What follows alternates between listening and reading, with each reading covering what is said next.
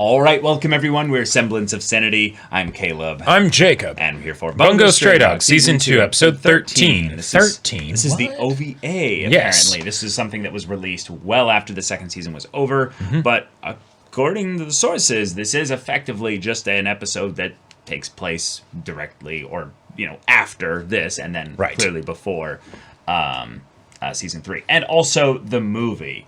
That is what we have been told the order is for watching these. I don't know how the movie plays in yet to the overall story. I still think that the stuff that they had teased at the end of the previous episode is going to lead into the movie, given that it's something that we're supposed to watch before Season 3. Yeah. But this OVA could be a side story. It could be like a direct spin-off of like something that was left open in Season 2. Yeah, there's enough characters in this show that they can really do whatever the hell they want with this episode. And these kinds of, if it is some kind of like side story episode or things like that, quite frankly, I love those for big casts of characters. Because it means they have to end it in the one episode. Yeah, they have to end it in the one episode, and it's just additional flavor and context and immersiveness for one or more characters. For one or more characters and just the world itself. So cool. Yeah. I would particularly love it to be on any one of the characters in the ADA because that is, the main group. And I also feel like some of the ADA have been pushed to the side a bit since Season 1. So having a little bit more of that could be really good. Sure. A day in the life of Doppo or something like that. Sure, yeah. But y'all, without further ado, let's get into this. All right, everyone, now be sure to go check out the reaction portion of the video in the description below, then come back here for the discussion.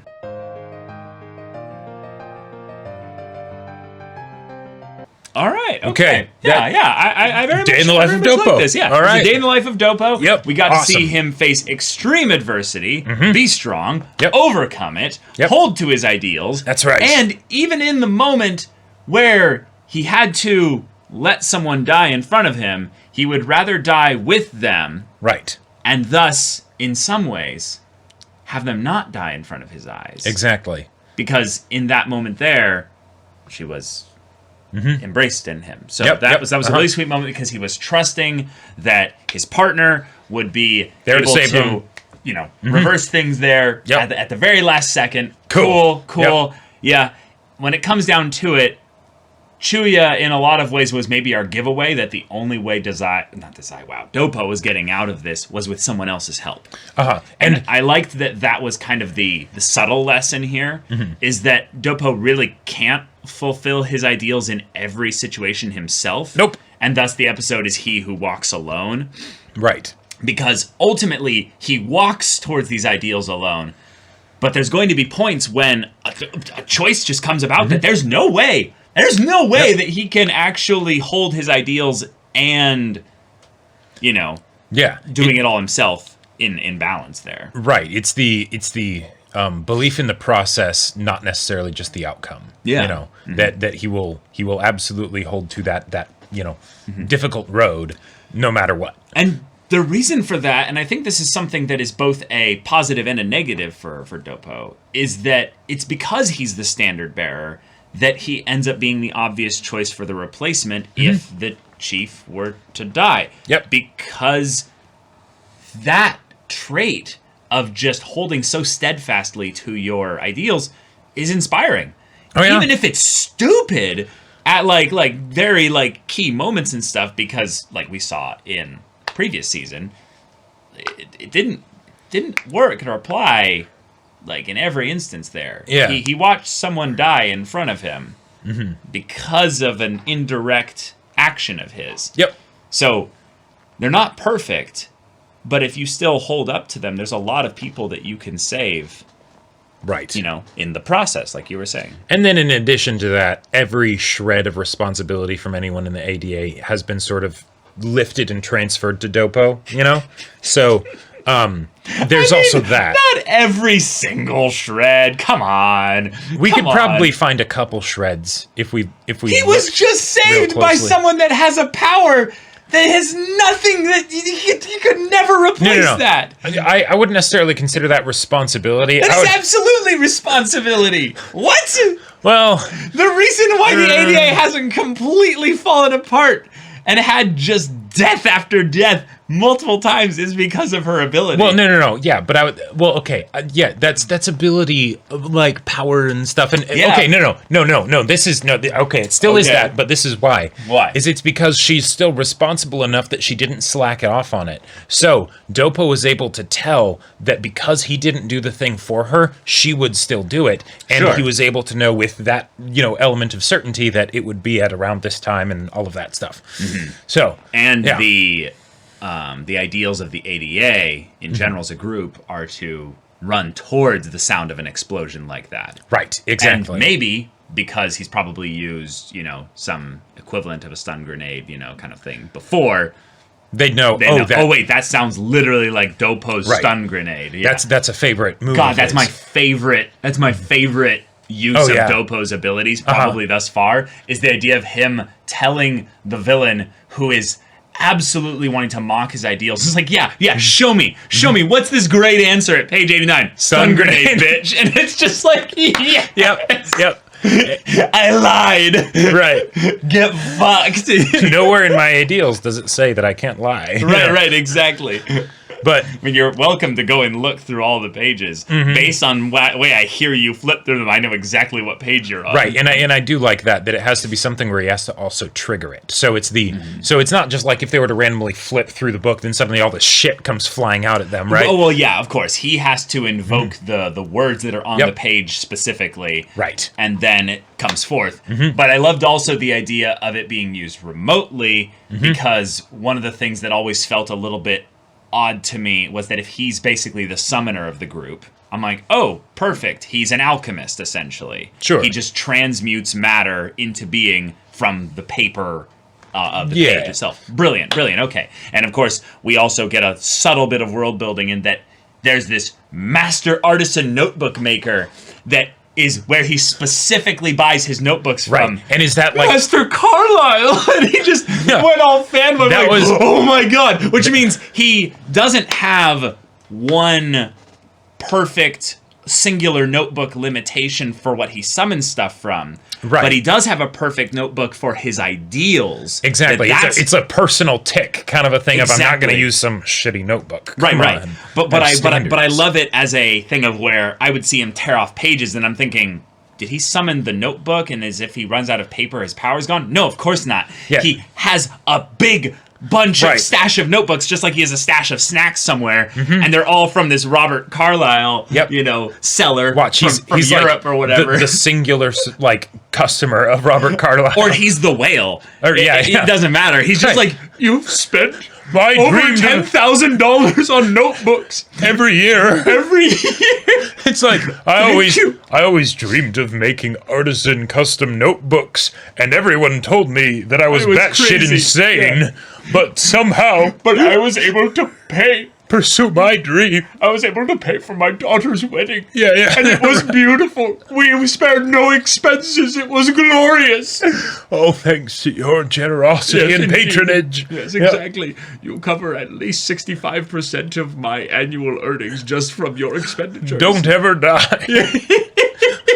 But like that was great. And as far as like so.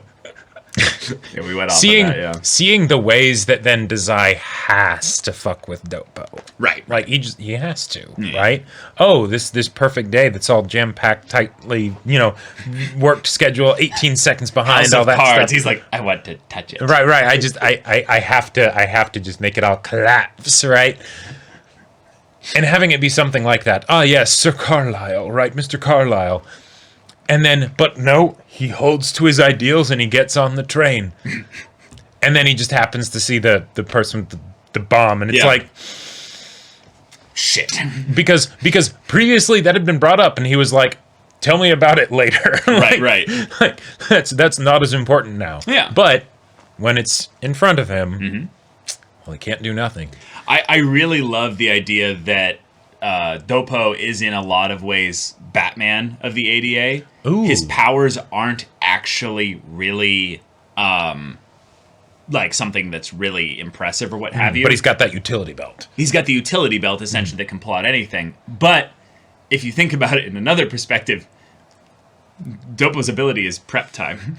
Yeah. It's just I've prepped for that. Right. I've prepped for that. No, can you imagine how terrifying it would be if he just shows up and he's just got a suitcase, and then he just opens it up and a bunch of notebooks spill out, and then he just starts listing off things from the pages and just. I mean, there's going to be a point where the ADA like gets really into a shit situation, and they have to like defend the country or like do something really crazy, and he's like, all right, rolls his back out, and he just like takes like some like liquid drops to like prepare his tongue to speak at like like at like rap level, like words per minute kind of thing, and he's like, someone I'm gonna give it to me, and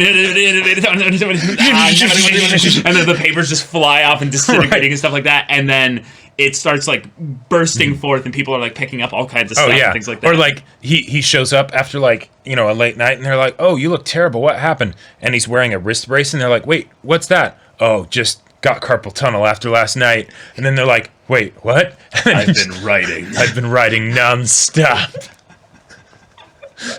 But yeah, it was great. I loved one of the things that I also loved, I gotta say, with the and this is like a detail, but on the who are you going to save, Spider-Man, like that whole kind of setup. Right. I like that they made the girl actually genuinely unlikable. Because if it's oh no, they're a perfect no, that doesn't. If we're gonna have a trolley problem, really make it like a difficult trolley problem thing, right? Where it's like, no, this girl's a little shit, right? It's like you wouldn't mind if she just sort of disappeared from your life. You would, in fact, prefer that, right? If she threatened you with, a false sexual assault thing there, and you're like, fuck you, But then it's the...